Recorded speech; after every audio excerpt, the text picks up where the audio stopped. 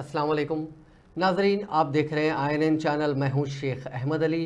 इस news bulletin में आइए नज़र डालते हैं दिन भर की बड़ी खबरों पर।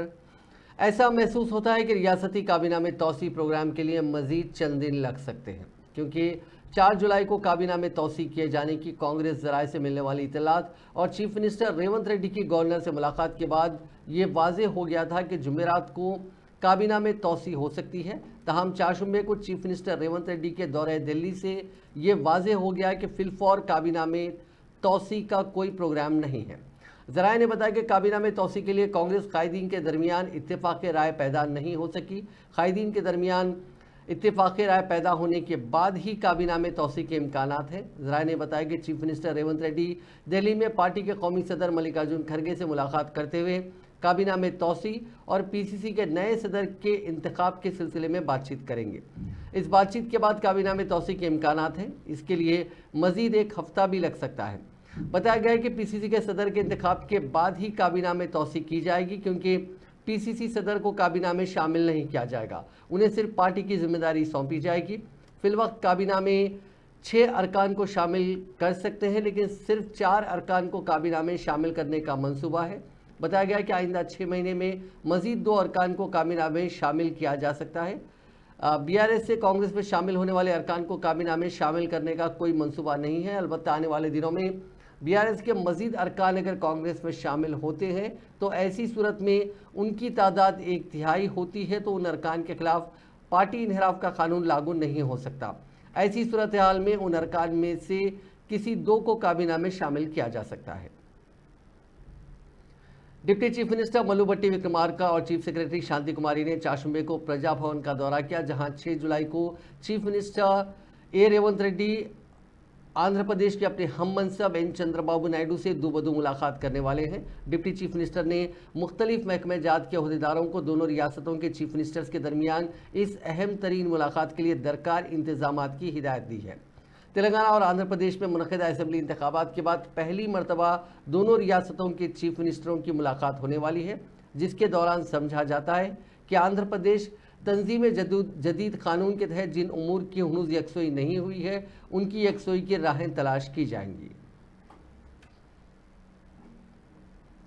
डिप्टी चीफ मिनिस्टर भट्टी विक्रमार्का ने चारशंबे को वजाहत की है कि अवाम जो महासिल अदा करते हैं उनसे ही वेलफेयर प्रोग्राम्स पर अमलावरी हुआ करती है। उन्होंने यकीन दिलाया कि अवामी महासिल के हर पैसे का रियासत की तरक्की के लिए इस्तेमाल किया जाएगा। गांधी भवन में मीडिया के नुमाइंदों के साथ बातचीत करते हुए डिप्टी चीफ मिनिस्टर ने कहा कि असेंबली इंतखाबात के दौरान वादे के मुताबिक कांग्रेस हुकूमत किसानों के फीकस 2 लाख रुपए के कर्ज की माफ़ी के लिए पाबंद है। उन्होंने कहा कि बहुत जल्द कर्ज की माफ़ी का ऐलान किया जाएगा। ఒక రైతు ఆత్మహత్య చేసుకోవటం చాలా బాధాకరమైంది. రైతే కాదు, అసలు ఏ మనిషి కూడా పుట్టింది బతకటానికి, చావటానికి కాదు. బతకటానికి కావాల్సినటువంటి మార్గాలన్నీ ఎత్తుకొని మనం ముందుకు పోవాలి తప్ప ఎవరు కూడా ఇటువంటి ఆత్మహత్యలు చేసుకోవటం అనేది కరెక్ట్ కాదని ప్రగాఢంగా ఈ ప్రభుత్వం నమ్ముతుంది. అదే చెప్తా ఉంది. ఎవరు ప్రోత్సహించారు, ఎందుకు జరిగింది, ఎవరున్నారు దీని వెనుక అనేది చాలా స్పష్టంగా లోతుగా స్టడీ చేసి రిపోర్ట్ సబ్మిట్ చేయటం కాదు, అలా ఎటువంటి ఎవరైనా ఉంటే చట్ట ప్రకారం కఠినంగా చర్యలు తీసుకోవాలని కూడా ఎప్పటికే ప్రభుత్వ పరంగా ఆదేశాలు ఇచ్చాం. ఎవరున్నా ఎవరిని ఉపేక్షించేది లేదు, వదిలిపెట్టేది కూడా. మనిషి ప్రాణం చాలా విలువైంది. అందరి గురించి ఆలోచించడం మా ప్రభుత్వం. कांग्रेस लीडर और डिप्टी चीफ मिनिस्टर मल्लू भट्टी विक्रमार्का ने चारशंबे को रिमार्क किया कि अपोजिशन BRS के अरकान असेंबली कांग्रेस में महज इस वजह से शामिल हो रहे हैं क्योंकि वो कांग्रेस की अवामी हुकूमत को बेदखल करने से मुतालिक BRS की साजिशों का हिस्सा बनने के ख्वाह नहीं है।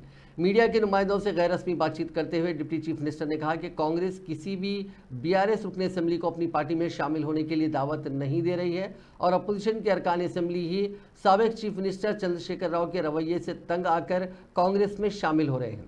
उन्होंने बताया कि मुमकिन है कि मजीद BRS अरकान असेंबली कांग्रेस में शामिल हो जाएंगे। वजीर सयाहत व सकाफत जूपल्ली कृष्णा राव ने चारशंबे को कहा कि तेलंगाना में हालांकि सयाहती विरसे की हामिल कई तारीखी इमारतें हैं, इसके बावजूद पेशरफ हुकूमतों ने उन इमारतों को तरक्की नहीं दी। उन्होंने कहा कि रियासत में बहुत जल्द एक नई सयाहती पॉलिसी लाई जाएगी। तेलंगाना में अपोजिशन बीआरएस को उस वक्त एक बड़ा धक्का लगा जब उसके सेक्रेटरी जनरल डॉक्टर के केशव राव ने 4 मई को कौमी दारुल हुकूमत नई दिल्ली में सदर कुल हिंद कांग्रेस कमेटी मल्लिकार्जुन खड़गे की मौजूदगी में रस्मी तौर पर कांग्रेस में शमूलियत अख्तियार कर ली। इस मौके पर तेलंगाना में पार्टी उमूर की इंचार्ज दीपा दास मुंशी, जनरल सेक्रेटरी एआईसीसी केसी वेणुगोपाल और चीफ मिनिस्टर रेवंत रेड्डी भी मौजूद थे। कांग्रेस में शमूलियत से कबल पार्टी लीडर प्रियंका गांधी ने खुद डॉक्टर केशव राव से मुलाकात की और पार्टी से वाबस्तगी पर मसरत का इजहार किया।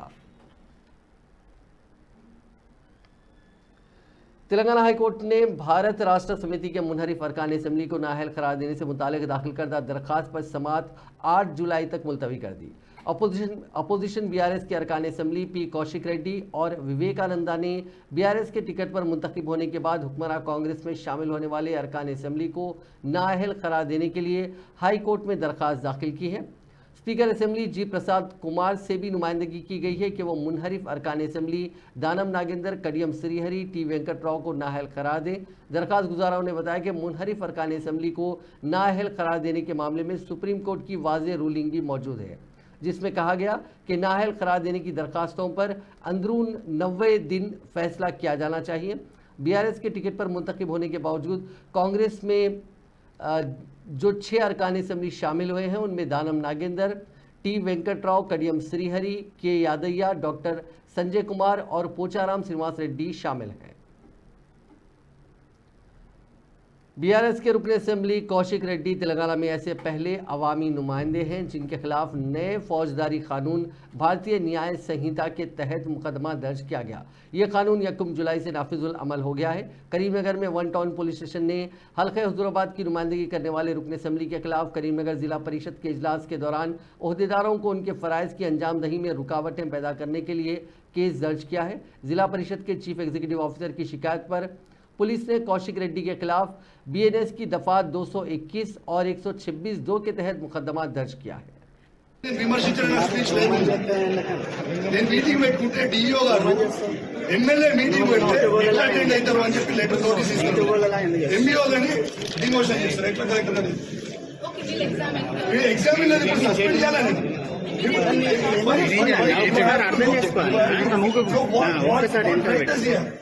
మా ఎమ్మెల్యే కలెక్టర్ గారు నేను ఎమ్మెల్యేని అంటే మీ బాస్ అనే చీఫ్ సెక్రటరీ కంటే నా పెద్ద protocol.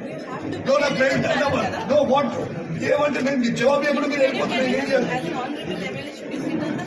That's what you're treating us. This government is treating us like this. Yes. What is this letter, madam, if you're not treating me letter? No, what is this letter? We have got it your notice also. Even as KTR also spoken to you on this issue. Yes, where is action, madam? It's been 5 days. What is there to examine this? No, what is there to examine this? What right does he have?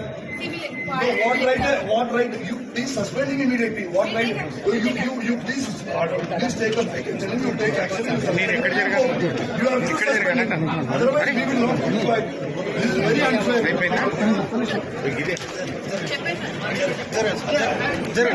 Go like this. I have already answered you. Where are you answered? How can you go like this? Not right now. BRS के एक और रुकन assembly के खिलाफ मुकदमा दर्ज हुआ है। आसिफाबाद से नुमाइंदगी करने वाली बीआरएस की कानून रुकन असेंबली कोवा लक्ष्मी के खिलाफ पुलिस ने 296 351(2) बी के तहत मुकदमा दर्ज किया। बताया गया कि प्रोटोकॉल के मामले में बीआरएस रुकन असेंबली कोवा लक्ष्मी और आसिफाबाद जिले के कांग्रेस सदर विश्वा प्रसाद के दरमियान तनाज़ा शुरू हुआ। उन दोनों ने एक सरकारी तकरीब में शिरकत की थी जहां ओहदेदारों ने रुकन असेंबली कोवा लक्ष्मी के प्रोटोकॉल को नज़रअंदाज करते हुए कांग्रेस लीडर विश्वा प्रसाद को अहमियत दी थी, जिस पर रुकन असेंबली और उनके हामियों ने तकरीब में गड़बड़ करते हुए धरना दिया था और रास्ता रोको भी मुनज़्ज़म किया था, जिस पर कांग्रेस लीडर विश्वा प्रसाद ने रुकन असेंबली के खिलाफ शिकायत दर्ज करवाई और आसिफाबाद पुलिस ने उनके खिलाफ मुकदमा दर्ज कर लिया। कारगुजार सदर भारत राष्ट्र समिति केटी रामाराव ने 4 मई को पार्टी के रुकन असेंबली पी कौशिक रेड्डी के खिलाफ फौजदारी केस की मजम्मत की। उन्होंने इल्जाम आयद किया कि चूंकि हुजराबाद के रुकन असेंबली कांग्रेस हुकूमत की बदनुमानियों के खिलाफ लड़ाई लड़ रहे हैं, इस वजह से उनके खिलाफ मुकदमा दर्ज किया गया है। केटीआर ने यह भी वाजे कर दिया कि हुक्मरान पार्टी की जानिब से धमकाने की इस किस्म की हरकतों के बावजूद बीआरएस के कायदीन नहीं झुकेंगे। उन्होंने इल्ज़ाम आयद किया कि हुकूमत से सवाल करने वालों के खिलाफ मुकदमा दर्ज किए जा रहे हैं। उन्होंने तनकीद करते हुए कहा कि अवामी हुकूमत से सवाल करने पर अवामी नुमाइंदों को झूठे मुकदमात में माखूज़ किया जा रहा है। बीआरएस के कारगुजार सदन ने यहां जारी करदा एक बयान के जरिए पूछा कि आया जिला परिषद के इजलास के दौरान अवामी मसाइल को उजागर करना कोई जुर्म है।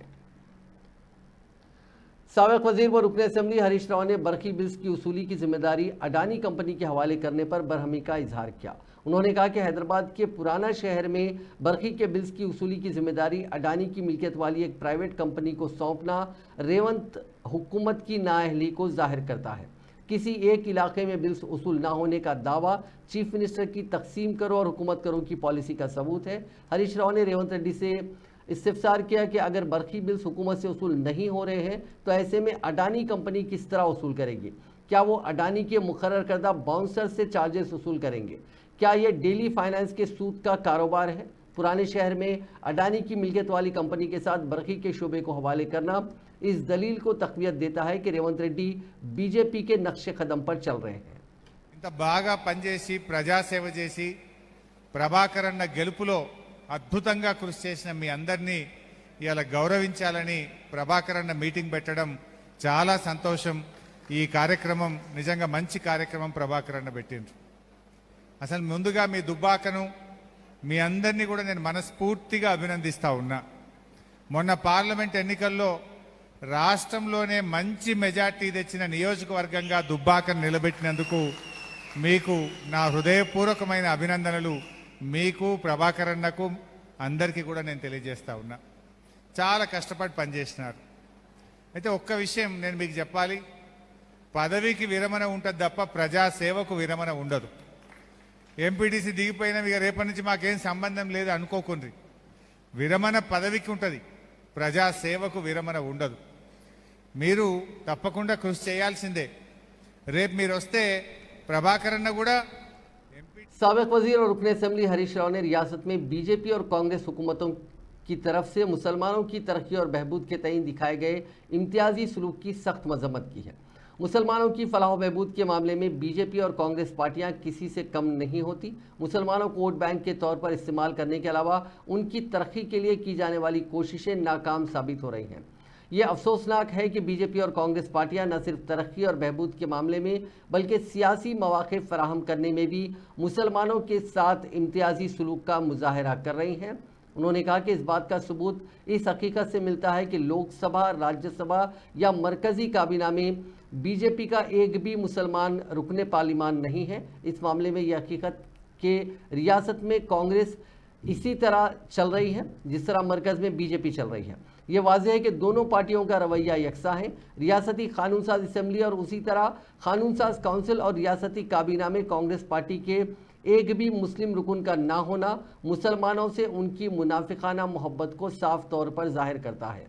हरीश राव ने कहा कि रियासत में एनडीए और कांग्रेस की हुकूमतें जो मुसलमानों को कोई सियासी मौका फराहम किए बगैर नाइंसाफ़ी बरत रही हैं, बजट में कोई इजाफा ना करके हर धर्मी का मुजाहरा कर रहे हैं।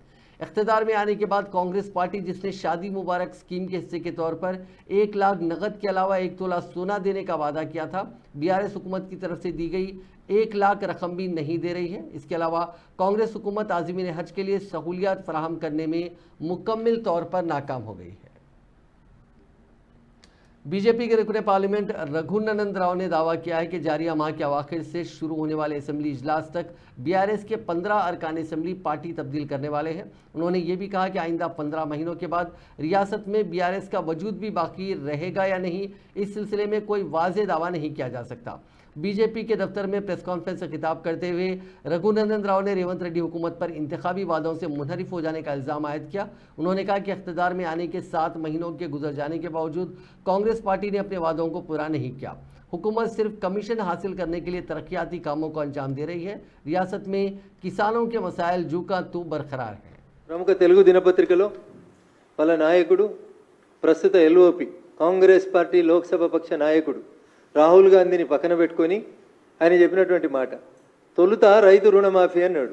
ఇంకా తొలుత రాలే, తొలకరు రాలే, ఈయనకు ఇంకా తొలకరు వర్షాలు ఎప్పుడు వస్తాయో తెలియదు. ఈయనకు తొలుత అంటే 9 నెలల. ఇవాళ డిసెంబర్ 7వ తారీఖు రోజు ముఖ్యమంత్రిగా ప్రమాణం చేసిండు.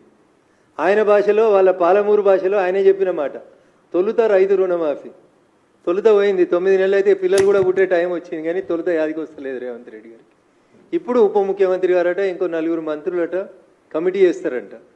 My question is straight to the state government and Honorable Chief Minister. Committee నివేదిక ఇచ్చిన తర్వాత మళ్ళీ ఈ డబ్బులు తెచ్చుకోవడానికి మళ్ళీ అడిగిపోతావు. ఏడికేళ్ళు అవుతాయి? ఎన్ని లక్షల కోట్లు వస్తాయి అసలు డబ్బులు? ఎన్ని లక్షల కోట్లు కావాలి రైతు రుణమాఫీకి? ఏమన్నా ఐడియా ఉందా మీకు? అసలు ఈ రాష్ట్ర ప్రభుత్వానికి అధికారం. बीजेपी लीडर और मरकजी वजीर श्रीनिवास वर्मा ने आंध्र प्रदेश को खुसूसी मौकूफ के ज़मरी की मंजूरी के मुतालबात के दरमियान चारशंबे को कहा कि इस ताल्लुक से वज़ीर आज़म नरेंद्र मोदी ही फैसला करेंगे और वो कोई तयक़ुन देने के मौक़िफ़ में नहीं है। मरकजी वजीर ने याद दहानी की कि साबिक़ में भी इस किस्म के मुतालबात सामने आते रहे हैं, लेकिन वो ये वाज़े करते हैं कि आंध्र प्रदेश को खुसूसी मौक़िफ़ के ज़मरे की वज़ीर आज़म मोदी के हाथ में है। इस दौरान मालूम हुआ है कि आंध्र प्रदेश तंजीम जदीद कानून के एक हिस्से के तहत मरकज़ 5 साल के लिए आंध्र प्रदेश को खुसूसी मौक़िफ़ मंजूर कर सकता है। దేశ ప్రజలందరికీ కూడా ఒక పిలుపునివ్వడం జరిగింది. ఏదైతే పర్యావరణం కాపాడుకునేటువంటి ప్రయత్నంలో ప్రతి ఒక్కరూ కూడా అమ్మ పేరుతో ఒక చెట్టు నాటి దాని సంరక్షణ విషయంలో బాధ్యత తీసుకోవాలనేటువంటి పిలుపుని ఆయన ఇవ్వడం జరిగింది. సో అందులో బాగా ఏదైతే ఫైనాన్స్ కమిషన్ ఉన్నటువంటి అభ్యంతరాల దృష్ట్యా ఏదైతే ప్రత్యేక హోదాలో ఉన్నటువంటి విషయాలన్నింటినీ కూడా ప్రత్యేక ప్యాకేజీ ద్వారా ఇవ్వడానికి ఆవేళ కేంద్ర ప్రభుత్వం సిద్ధపడింది. ఈపాటికే ఏదైతే హోదాలో ఉన్నటువంటి అనేక అంశాలని ఈపాటికే ఫుల్ఫిల్ చేయడం జరిగింది ఆంధ్రప్రదేశ్ రాష్ట్రానికి సంబంధించి కేంద్రం. ఇంకేమైనా ఉంటే కూడా ఇవాళ కేంద్రంలో రాష్ట్రంలో ఒకే కూటమికి సంబంధించినటువంటి ఎన్డీఏ ప్రభుత్వాలు అధికారంలోకి వచ్చాయి కాబట్టి ఖచ్చితంగా ఆంధ్రప్రదేశ్ విషయంలో రాష్ట్ర అభివృద్ధి విషయంలో విడిపోయినటువంటి ఆంధ్రప్రదేశ్కు ఉన్నటువంటి కష్టాలు తెలుసుకుని వాటిని ముందుకు తీసుకెళ్లేటువంటి ప్రయత్నం కేంద్ర ప్రభుత్వం చేస్తుంది. ఇదే తీర్మానాలు చేస్తే ఇచ్చేటువంటి సబ్జెక్ట్ కాదండి. ఈ రకం దేశంలో ఉన్నటువంటి అన్ని రాష్ట్రాలు కూడా తీర్మానం చేస్తాయి. ఆంధ్రప్రదేశ్లో లా అండ్ ఆర్డర్ ఉంటుందండి. ఇప్పుడు ప్రభుత్వం మారి 12వ తారీఖున ప్రభుత్వం అధికారంలోకి వచ్చింది. వేటకి 20 రోజులు అయింది. లా అండ్ ఆర్డర్ పాత రాష్ట్ర అభివృద్ధికి కేంద్రం నుండి ఏ విధమైనటువంటి సహకారం కావాలనేటువంటి విషయాల మీద లోతుగా ఆలోచన చేసి తప్పనిసరిగా ఆ దిశగా కేంద్రం ముందుకు వెళ్తుందనేటువంటి విషయాన్ని చెప్తుంది. ఇప్పుడు విభజన చట్టం అనేది మేము ఆవేళ ఏదైతే ఫైనాన్స్ కమిషన్ ఉన్నటువంటి అభ్యంతరాల దృష్ట్యా ఏదైతే ప్రత్యేక హోదాలో ఉన్నటువంటి విషయాలన్నింటినీ కూడా प्रत्येक पैकेजी द्वारा तेलंगाना हुकूमत ने justice L Narasimha Reddy commission की मियाद में 31 जुलाई तक तौसी के अहकाम जारी किए हैं। जो बिजली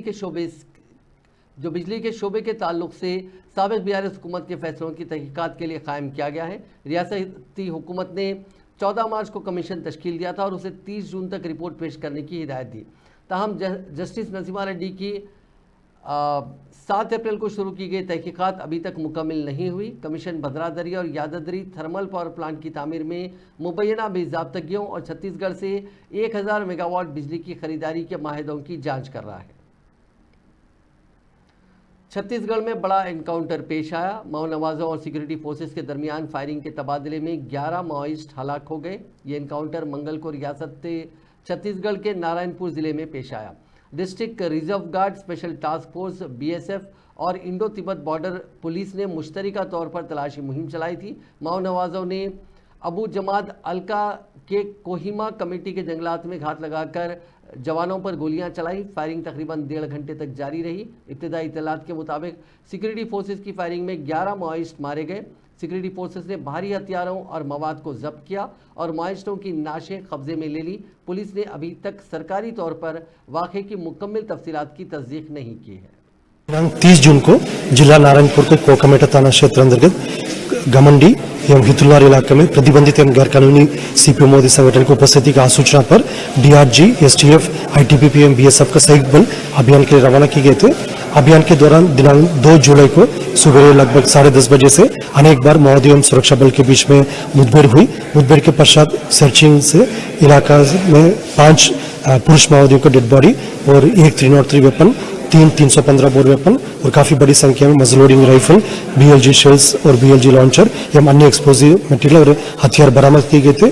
अभी माओवादियों का शिनाख्ती की कार्रवाई की जा रही है। प्रथम दृष्टि से ये कंपनी नंबर 1 का जो सीसी प्रोटेक्शन में रहते हैं उनकी ट्रेन की पटरियों को अबूर करने के दौरान एक ज़ईफ शख्स ट्रेन की टक्कर से हलाक हो गया। ये वाक़या मंगल की शब बीबी नगर के करीब पेश आया। इत्तलात के मुताबिक ज़ईफ शख्स ट्रेन के इंजन में फंस गया। ट्रेन के घटकेसर पहुंचने तक उसकी लाश इंजन पर लटक गई।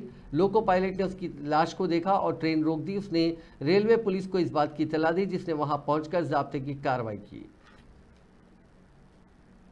यूनिफॉर्म उतारकर एक असिस्टेंट सब इंस्पेक्टर ने ट्रेन के सामने कूदकर खुदकुशी कर ली। यह वाकया आंध्र प्रदेश के जिले कड़पा में पेश आया। इस एएसआई की शिनाख्त नागार्जुन के तौर पर की गई। इसकी लाश पटरियों पर पाई गई। नागार्जुन रेड्डी कमलापुरम पुलिस स्टेशन में बतौर एएसआई खिदमत अंजाम दे रहा था। रात की ड्यूटी के बाद वो सुबह घर के लिए रवाना हुआ। रास्ते में उसने ट्रेन के सामने कूदकर खुदकुशी कर ली। इत्तला मिलने पर पुलिस ने मकामे वाक़े का मुआयना किया। मौत की वजह अभी तक मालूम नहीं हो सकी। रेलवे पुलिस ने मुकदमा दर्ज करके लाश को पोस्टमार्टम के लिए सरकारी अस्पताल मुंतकिल कर दिया। सरकारी फराइज अंजाम देने वाले पुलिस ओहदेदार को ढकेलते हुए ब्रेथ एनालाइजर जबरदस्ती खींच लेने पर बोयनपल्ली पुलिस ने एक नौजवान को गिरफ्तार करने के बाद अदालती तहवील में दे दिया। Deputy commissioner police north zone S Rashmi Perumal ने चारशंबे को प्रेस कॉन्फ्रेंस को मुखातिब करते हुए बताया कि 27 साल कार ड्राइवर के श्रावण कुमार उर्फ सनी साकिन घटकेसर रोड मुतवतिन रामागुंडम ने यह हरकत उस वक्त की थी जब 27 जून को बोयनपल्ली ट्रैफिक पुलिस का अमला पुल्लारेड्डी बिल्डिंग के पास गाड़ियों की तलाशी ले रहा था। ट्रैफिक पुलिस के अमले ने जब एक स्विफ्ट डिजायर कार को रोका तो कार ड्राइवर श्रावण से ब्रेथ एनालाइजर के जरिए यह मालूम करने की कोशिश की जा रही थी कि आया वो हालत नशे में तो नहीं है। तो अचानक वो पुलिस ओहदेदार को ढकेलने के बाद जबरदस्ती ब्रेथ एनालाइजर छीनकर कार के साथ तेजी के साथ फरार हो गया। इस ताल्लुक से डीसीपी नॉर्थ जोन ने आवाम से ख्वाहिश की कि वो ड्रंक एंड ड्राइव मुहिम के अलावा समाज को महफूज बनाने के लिए इस किस्म के लिए किए जाने वाले इक़दाम के दौरान ताउन करें। हैदराबाद में कम कीमत पर कुर्बानी का हिस्सा फरोख्त करने के नाम पर हजारों मुसलमानों को धोखा देने वाले 3 अफराद को पुलिस ने गिरफ्तार कर लिया और उनके कब्जे से लाखों रुपए बरामद कर लिए। बताया जाता है कि धोखेबाजों ने 2 करोड़ रुपए हजारों मुसलमानों से इकट्ठा करके फरार हो गए थे। धोखाधड़ी का वाक़या 17 जून को ईद उल अजहा के दिन उस वक्त मंजर आम पर आया जब लोगों को कुर्बानी के गोश्त का हिस्सा नहीं दिया गया, जिस पर मुतासरा अफराद ने पुलिस स्टेशन पहुंचकर शिकायत दर्ज कराई। शहर की हबीबनगर पुलिस ने मुकदमा दर्ज करते हुए तहकीकात का आगाज़ किया था और 3 धोखेबाजों को गिरफ्तार कर लिया। इनमें मुलजिम नंबर 1 मोहम्मद नासिर हैं, ये साकिन चंदूलाल बारादरी। मुलजिम नंबर 2 मोहम्मद जफ़र अहमद सन सिटी बंदलागुड़ा और मुलजिम नंबर 3 मोहम्मद अशफाक साकिन सन सिटी बंदलागुड़ा जागीर शामिल है। पुलिस ने इन तीनों के पास से 30 लाख रुपए की नगद रकम, 1 लैपटॉप, 3 सेलफोन जब्त कर लिए। पुलिस ने बताया कि निसार अहमद नामी एक शख्स ने खिदमत फाउंडेशन कायम की थी और 4 साल तक समाजी खिदमत अंजाम देते हुए लोगों में भरोसा पैदा किया और ईद के मौके पर शहर के मुख्तलिफ इलाकों में काउंटर खोलते हुए कुर्बानी के जानवर का हिस्सा 2800 रुपये में फ़रोख्त करने का वादा करते हुए लोगों से रुकुम हासिल करके फरार हो गए थे। ये जून महीने में 17 एक कंप्लेंट आया नाइट 9 o'clock टाइम में। वो कंप्लेंट में क्या है बोल के तो ये बकरीद फेस्टिवल टाइम में पूरा ये मुस्लिम कम्युनिटी पूरा भाई लोग क्या करते पूरा ये कुर्बानी करके वो उनका रिलेटिव्स को उनका फ्रेंड्स को थोड़ा हिसाब देते ना। वो हिसाब देने के टाइम में उन्होंने थोड़ा old people and poor people क्या बोल के जाके मार्केट जाके वो लेके कट करना थोड़ा मुश्किल है बोल के एक ये लोग ये खिदमत फाउंडेशन बोल के ये लोग लास्ट ईयर भी करे ऐसा एक हिसाब को 2800 दिए तो वो लोग जा ला के मटन देते। ऐसा वो लोग पूरा ये हमारा मल्लेपल्ली एरिया में तरह तो ओल्ड सिटी में सम एरियाज में पूरा ये लोग से ऐसा मनी कलेक्ट करे।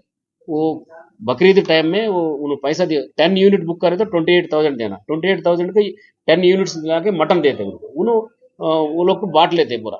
ऐसा ये लास्ट ईयर उन्होंने लोग अच्छा करे ये दिस ईयर भी ऐसा अच्छा करते बोल के पूरा पब्लिक ये लोग से पैसा दिया। लास्ट फेस्टिवल से 1 वीक पहले से उन्हें पहला मनी कलेक्ट करे। वो मनी पूरा नियरली 2,179 यूनिट्स को। उत्तर प्रदेश के वज़ीर आला योगी आदित्यनाथ ने चारशंबे को पेश आए हादसे की वजूहात की पड़ताल की और जख्मियों की अयादत की। योगी ने सर्किट हाउस में ज़िले इंतज़ामिया के अफसरान से पूरे वाक़े की जानकारी ली और ज़िले अस्पताल पहुंचकर ज़ख्मियों का हाल मालूम किया और डॉक्टरों को सभी ज़ख्मियों को मुनासिब इलाज फराहम करने का हुक्म दिया। वज़ीर आला मौके वारदात पर भी पहुंचे जहां उन्हें अफसरान ने हादसे की तफसीली जानकारी दी। वज़ीर आला ने बाद में पुलिस दफ्तर पहुंचकर पुलिस अफसरान से वाक़े की वजूहात की पड़ताल की। इस पूरी घटनाक्रम के लिए हम लोगों ने एडीजी आगरा की अध्यक्षता में एक एसआईटी गठित की है जिसने अपनी प्रारंभिक रिपोर्ट दी है और इस घटना की तह में जाने के लिए उनसे कहा गया है। बहुत सारे ऐसे पहलू हैं जिन पर जांच होनी बहुत आवश्यक है।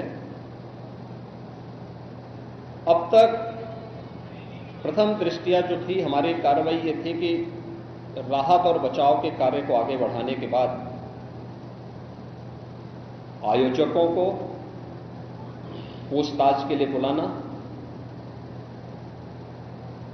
घटना के बारे में, हादसे के कारणों के बारे में उनसे भी। वजीर आजम नरेंद्र मोदी ने चाशुम्बे को राज्यसभा में कहा कि हुकूमत मणिपुर में हालात को मामूल पर लाने के लिए मुसलसिल काम कर रही है, लेकिन वहां आग में घी डालने वालों को बख्शा नहीं जाएगा। सदर जमहूरिया के खिताब पर शुक्रिया की तहरीक पर बहस का जवाब देते हुए मोदी ने कहा कि मणिपुर पर गुज़िश्ता इजलास में तफसील से तबादला ख्याल किया गया था और हुकूमत वहां हालात को मामूल पर लाने की मुसलसिल कोशिश कर रही है।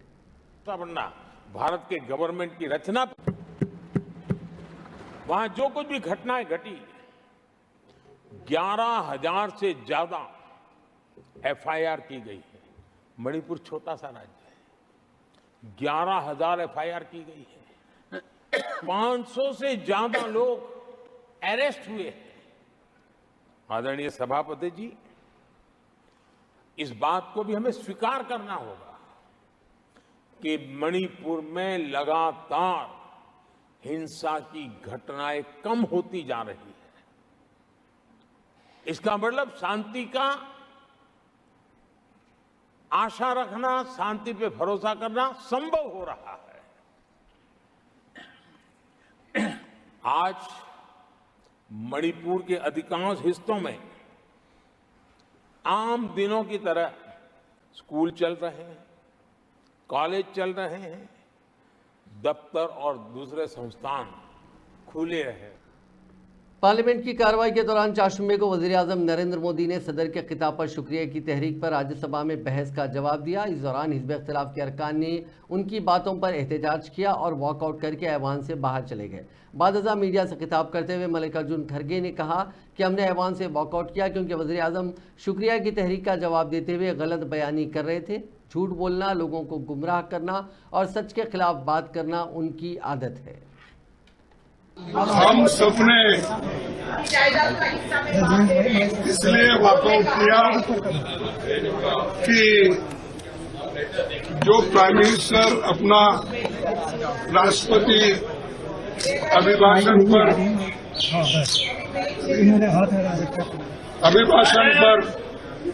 जो भाषण दे रहे थे, उन्होंने कुछ गलत बातें सदन को बताई,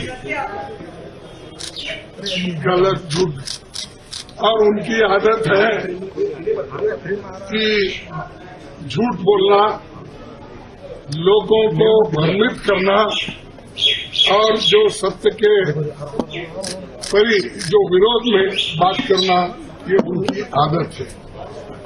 और मैंने सिर्फ उनको इतना ही पूछा कि जब वो संविधान के बारे में बोले कि आज लोग संविधान के लिए बचाने के लिए डंडोरा पीट रहे हैं, ऐसी बात उन्होंने कही, तो हमने ये कहा, देखो संविधान तो। जैसे कि उम्मीद जाहिर की जा रही थी, झारखंड के वज़ीर आला चंपई सोरेन ने अपने ओहदे से इस्तीफा दे दिया। आज राजभवन पहुंचकर उन्होंने गवर्नर सीपी राधाकृष्णन से मुलाकात की और फिर अपना इस्तीफा नामा उनके हवाले कर दिया।